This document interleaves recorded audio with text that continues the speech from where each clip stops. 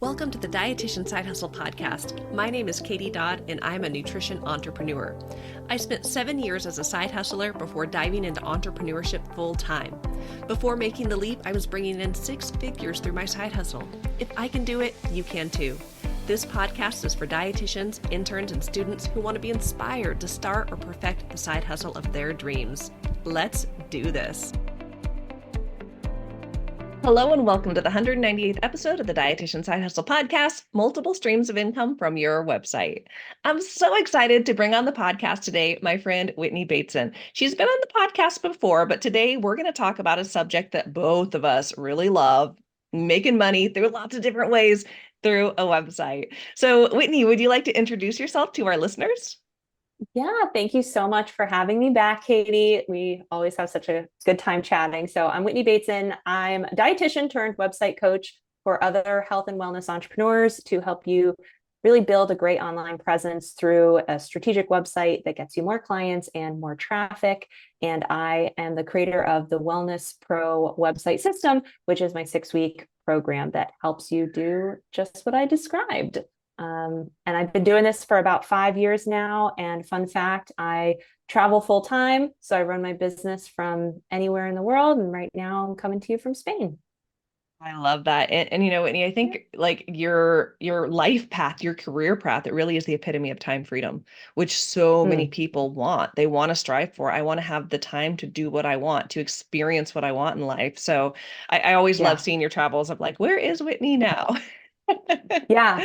Yeah. And I've always, location independence is one thing, being able to just kind of leave your home base and go somewhere else. But time zone independence is like that ultimate level. And I've been and worked from Asia before, but this past year, my fiance and I, who I travel with, finally made the jump to go back to Asia. And we spent 7 months there. And it wasn't easy working, a 12-hour time difference, but it was a big like milestone for me to say, okay, I can run my business still from now anywhere in the world, not just like Europe and South America, but like anywhere. So it's Love very that. exciting. Yeah. I love that. So let's dive into the topic that we're going to chat about today. Yeah. What do we consider to be multiple streams of income?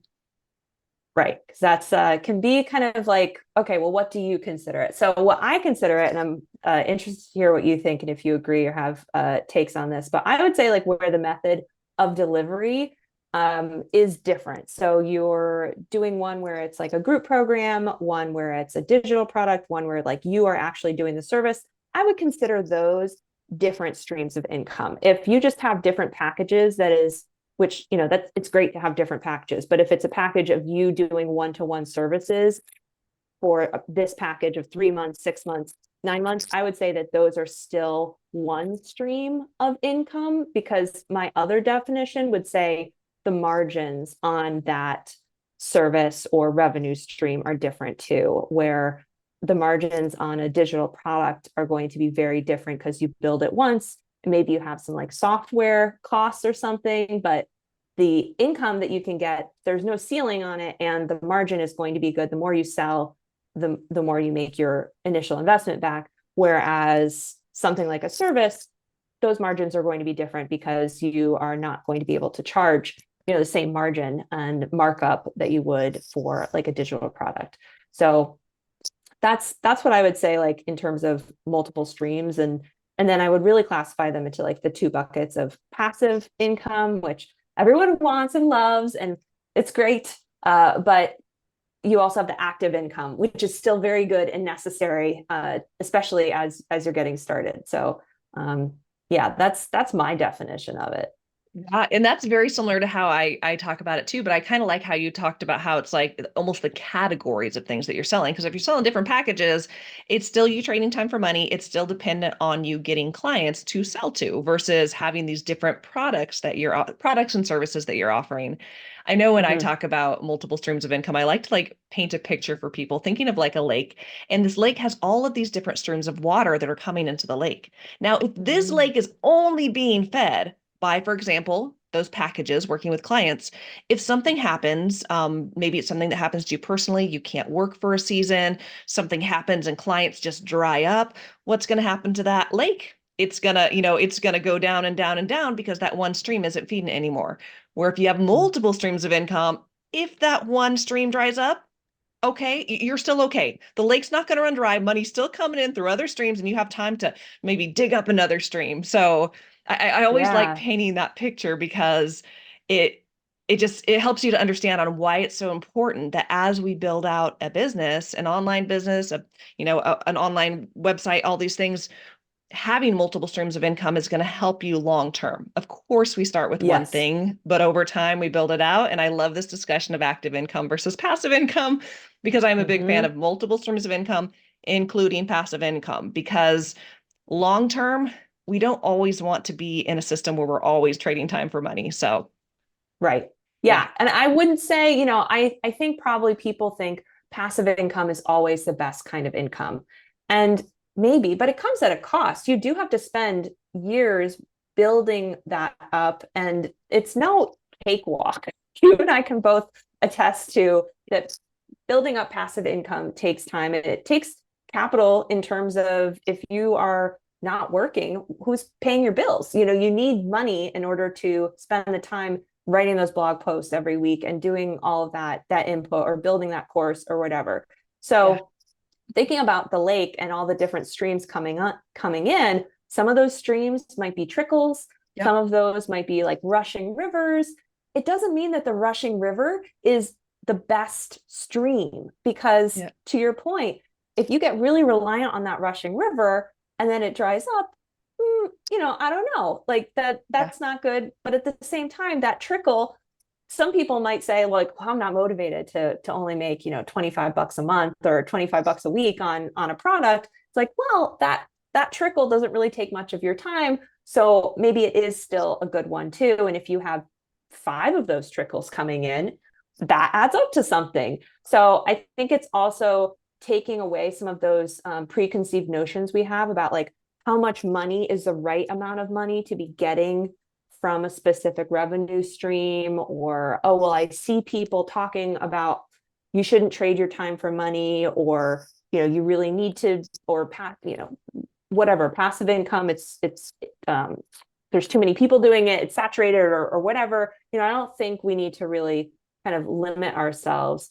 Yeah. But we definitely, there are like some ways to go about it to make it the best possible scenario for you, right? Absolutely. Absolutely. So, Yeah. why do we like multiple streams of income? Like, why is this like the sweet spot here? Right. Yeah. So, I mean, your analogy, I loved the lake so much, because I think that's really a good one. One thing I would say too, it keeps things interesting, depending on your definition of what makes you excited and happy in your business. But I think having a few different Mm. things going on does keep us just more interested and all of that. And especially as your business grows, you can hire help to do different Yes. things. So you can still have one-to-one clients, but you've hired on a junior dietitian practitioner or some other kind of practitioner to help take off that load. So it doesn't mean that you have to stop doing that work. Maybe you only see 1 or 2 clients instead of 5 or 10, and you have someone else doing that work. So I think it's also not to say that thinking that you're always going to have to be the one doing the work in all of these streams Yeah. of income. If Yes. you find the work interesting now, I think it's really good for you to pursue it and do it, but it doesn't mean you always have to be doing it. You can always remove that income stream and Hmm. say, I'm not offering that anymore. Or you could hire some people to help because you've figured it out. You've created a well-oiled machine and a system, and now you can hand it off to someone else. So yeah, I think it keeps things interesting. I always like having like a couple different things to do.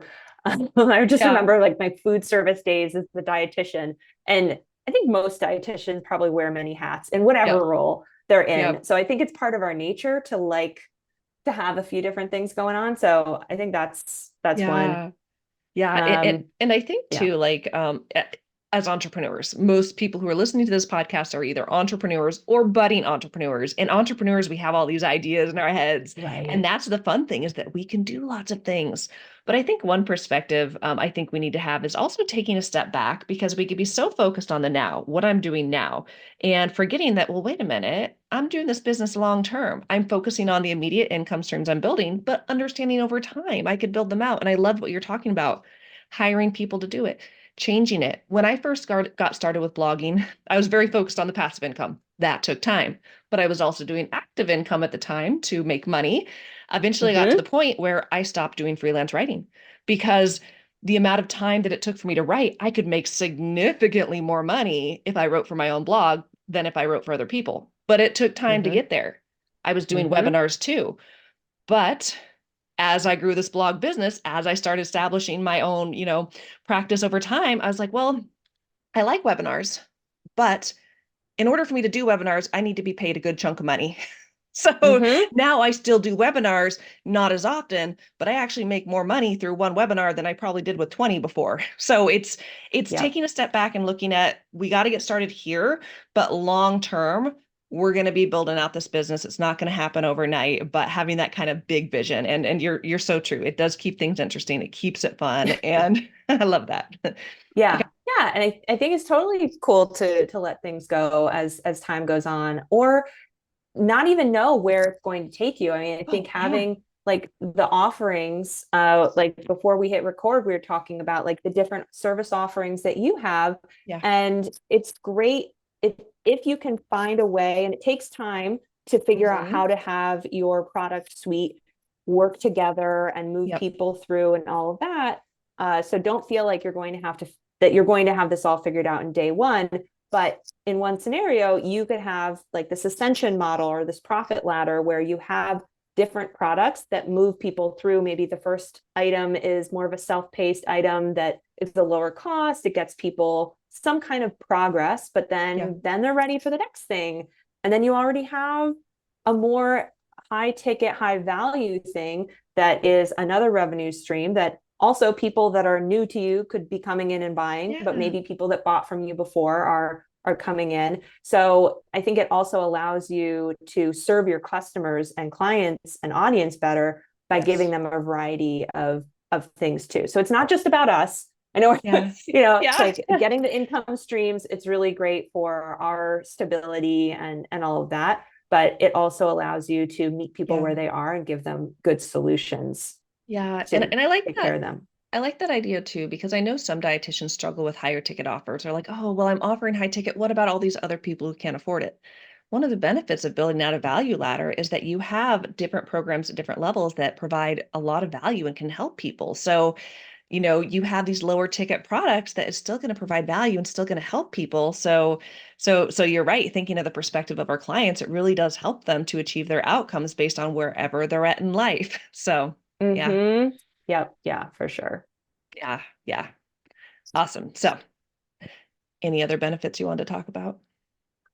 Well, you mentioned your lake analogy was so good, and I think I would just add on that it having the income streams coming in helps you smooth out your income a little bit too. Because as Yeah. entrepreneurs, depending on what kind of offers you have and services, your income might be like this roller coaster. Yes. Because like you do launches, I do Yep. launches now of my program.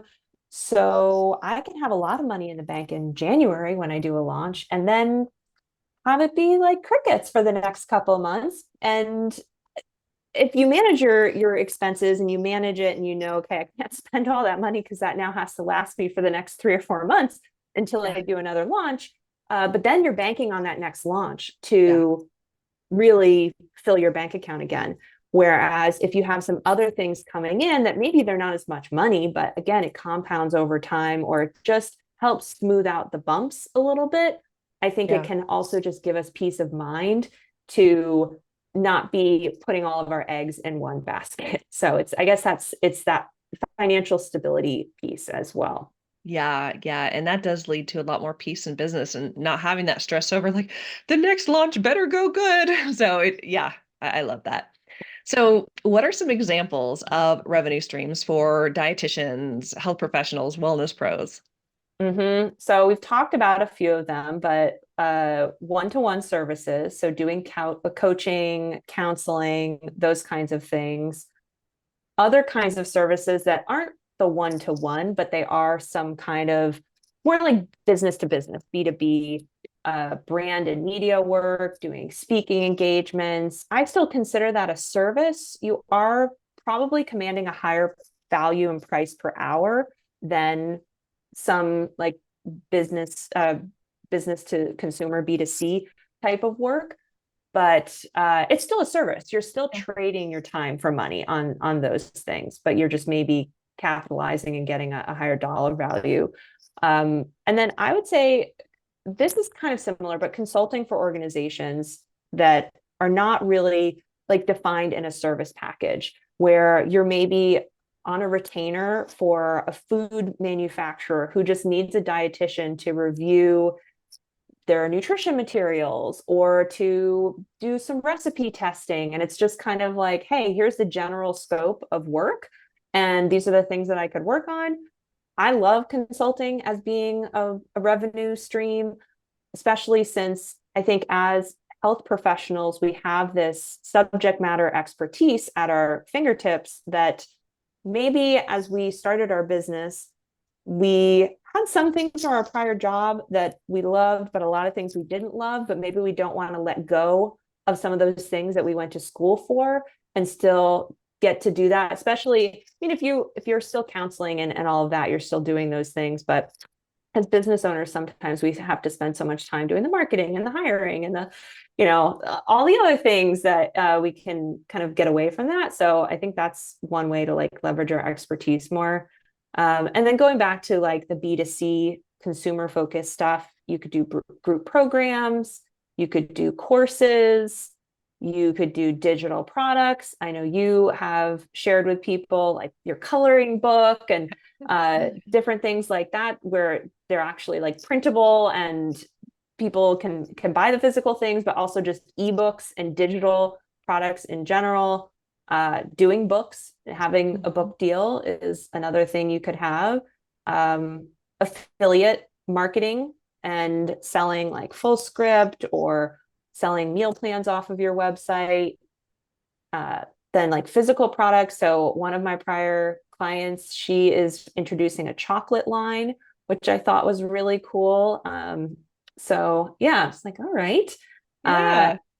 Of course, on your website, you can be doing ads and getting revenue from ads, and then doing referrals and getting just if there are other practitioners or other kinds of businesses out there where it's maybe not a specific affiliate program, but it's some kind of referral system or situation, you could be making income from that as well. So those are my ideas. What I love else do it. you have? That's pretty much a lot of the ideas that I share as Yeah. well. But I think one thing I really want to drive home is that the sky is the limit. You could do anything. You really can do Yeah. anything. It really depends on like what is your personality type? What are you into? I love that you have someone in your world who's selling chocolate. That is amazing. Yeah. And so yeah, I love that list. I think it's very comprehensive. There's no limit to what we could do when it comes to building Hmm. out these multiple streams of income. Yeah. So Yeah. let's talk now about how to get started with offering these things from your website. What are some things we need to keep in mind or Right. watch out for, like with each of these? Yeah. So I think one thing when we talk about like the active versus passive income, you can probably back me up on this. The active income, you can get going. Now it still takes work to get going, but the passive income is going to take you longer to get going. Yes. And yeah. And so you could do it on the side, like you started your active income was your job for a while, or you were doing other freelance work and all of that. But if you are wanting to start your business and quit your job, ideally you want to have some active income that you're doing, probably a lot of active income. Yeah. The split of your income is probably going to be like 100% active income for a little bit, 0% passive income while you're building it up, whether it is for ad traffic or affiliate marketing or whatever the case may be, because you need to build that traffic, you need to build that audience, whatever it is. And so you need your bank account to be filled. You need that lake filled with something. And so that active income is really the first thing that I would focus on when you're putting your business out there into the world. You can totally create a plan of what's my 2-year plan, 3-year, 5-year plan of all the things I want to be doing. And I would love to have ads in the future. Okay, well, ads is what you want to be doing, then definitely start a blog on your website. I think everyone should have a blog, but depending on what your goals are, you can approach it slightly differently. But if you are really like, I want an ad that is a business and a blog that is going to generate ad income, then talk to Katie and learn Katie's secrets to really move in that direction. But even if you are wanting to start off with a business and have active income, the blog is going to help you connect with your customers and get seen in Google search and increase traffic to your website, even if maybe you're not trying to get 40,000 sessions a month and you're just trying to get the right kind of people coming to your site and finding you. You should still be doing that. But another thing I would say for the active income and services and these things that are higher ticket is that people are generally spending more. They are trading you more money because you are giving them your time. You are therefore needing to value your time correctly, and they're going to have to pay a little bit more. So what does that mean?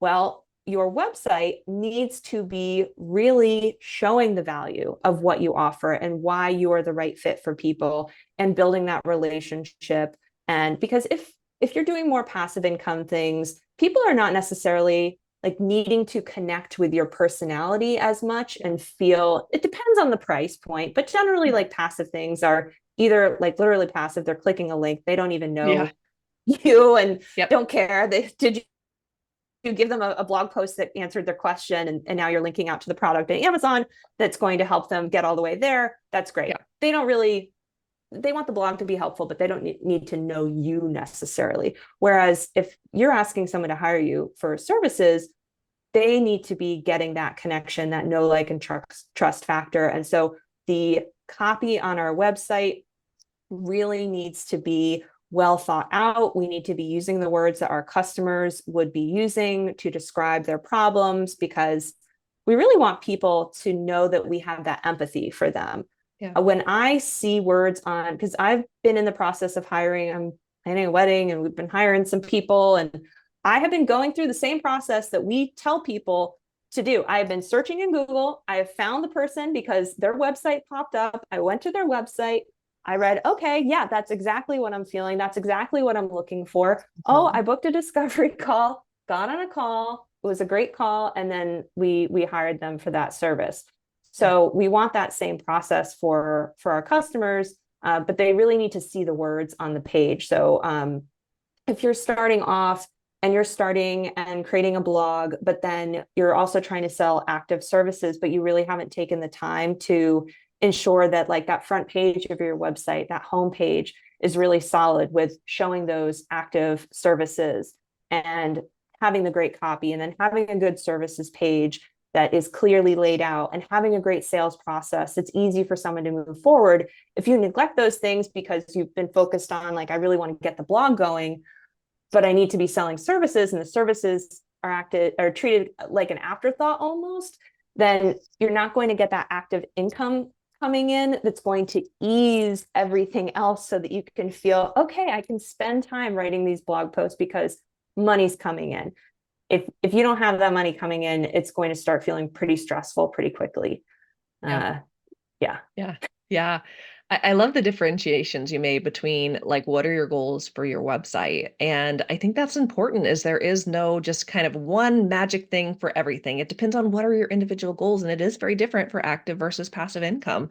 A lot of people with my blog, The Geriatric Dietitian, they have a question on Google, they go to my website, they leave, they might not even know they were on The Geriatric Dietitian.